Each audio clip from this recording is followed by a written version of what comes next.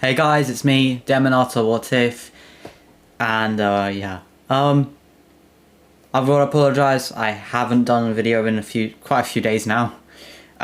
Reason being is I've had a few issues going on again. So one specific one is that I had an exam coming up for Monday and for Wednesday, and I had missed last Wednesday. I missed the one Wednesday, so I had to do it again. So I've been revising like shit. Probably shouldn't have sworn because I think that gets me demonetized or something like that. I've watched too many videos, so I don't know what time someone said that. Anyway, so yeah, but either way, I've got today pretty much free, so I'm just going to be making a part to this and to the what if Izuku was in Genshin Impact video. But yeah. Anyway, I'll quickly catch you up on what happened last part because you're probably going to need it. So anyway, so last part in part 12 of what if Ichigo was sent back in time. Basically, Ichigo and Gin had a conversation. They spoke. They were in Hikumondo.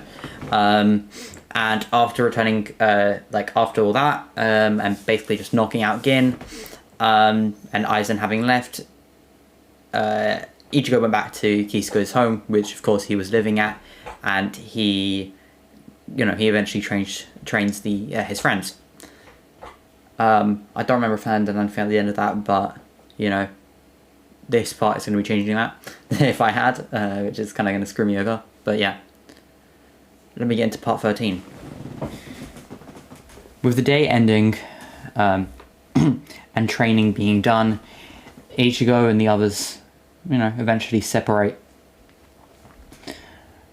with him just seeing them off, and walking back with Orihime. He drops her off, then goes to walk home himself, or walk back to Kisuke Urahara's shop. Someone is following him, but he's unaware for plot convenience. As he reaches the entrance of Kisuke's home, he feels a slight spiritual pressure change behind him, quickly turning back to see a blonde, bold-cut head man, and another group of people behind him, looking towards him. These are, of course, the Vizareds. These are familiar faces to him, of course, but also unfamiliar. They are Shinji, Aikawa, Kensei, Muchiro, Rozu, Hiyori, Heian, and Lisa. Yeah.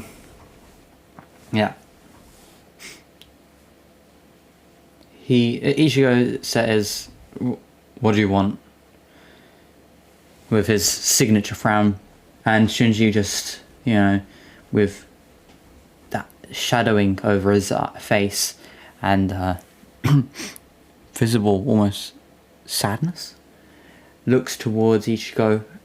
A tear is now visible to be running down his face, and this brings a visual that the rest of them are also in similar moves, with Hiyori currently Hiyori and Mushira and the like actually sitting on the floor crying, bawling their eyes out. But with that, Shinji just says, "Thank you." Ichigo is confused, but behaves confused, but he nods. He then says, "What for?" Shinji tells him he knows what happened with Aizen and how he sent that rat into a corner. Ichigo says, "Well, I did do that, but can't imagine what sort of problem you had with him if you call him a rat and you wanted him killed so bad, or at least put in that position so bad."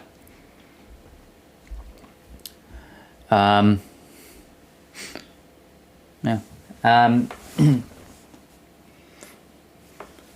Ichigo then they then tell him how the position they had been in due to Aizen, with him having caused them to, they themselves having been Soul Reapers once,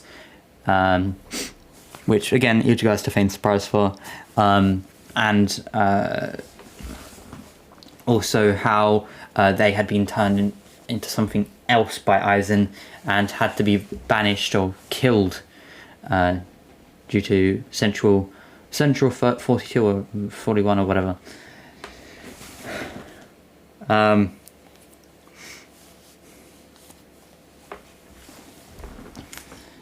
Ichigo understands, or puts on an understanding face and tells them, and if they need help, he can always train them. Just come here tomorrow.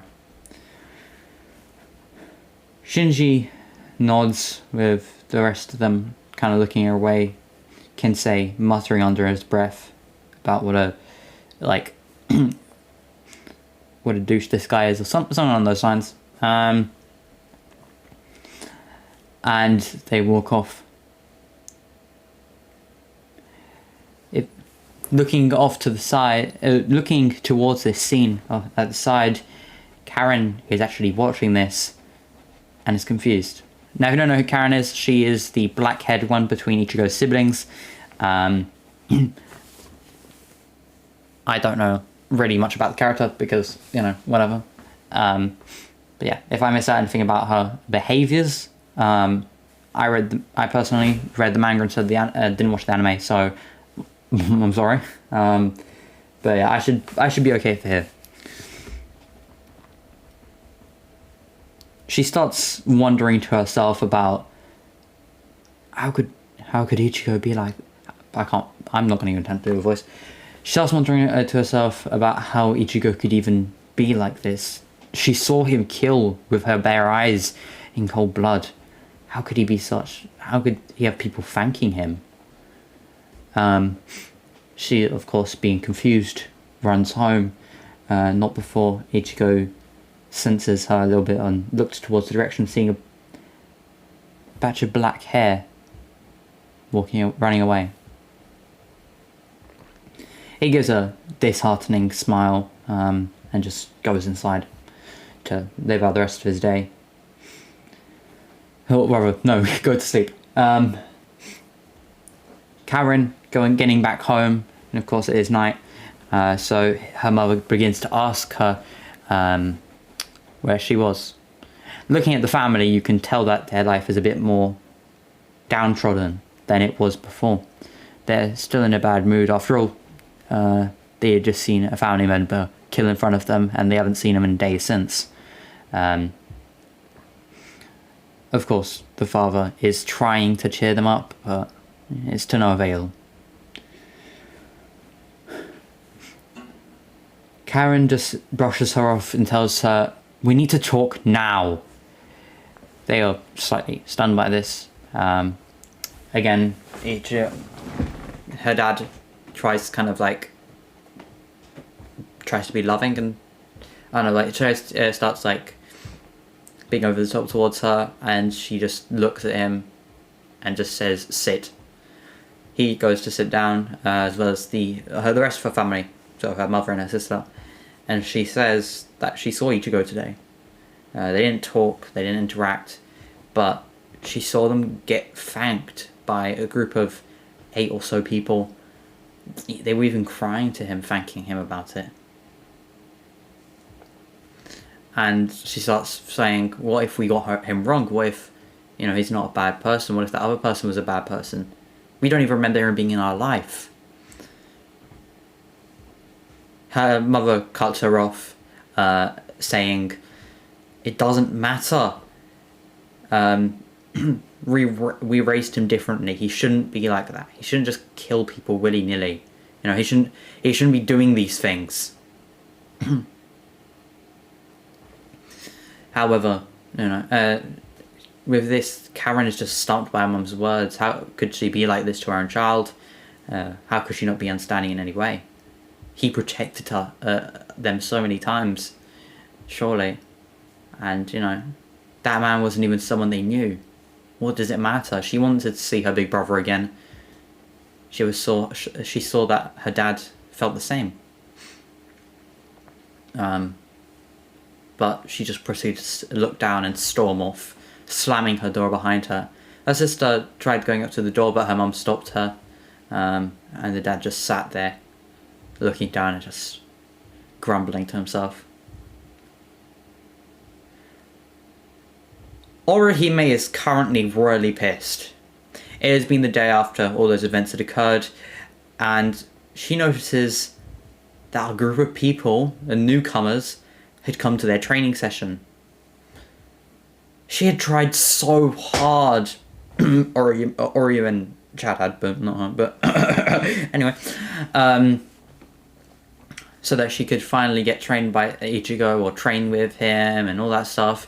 And she had so much fun the last night they trained. And now these people just join? Ichigo just lets them? Ah! She leaves. She goes off into town, running away from the situation. Ichigo tries to reach out, but then he realizes it's not really going to improve anything. He's just going to get shouted at. So he lets her go.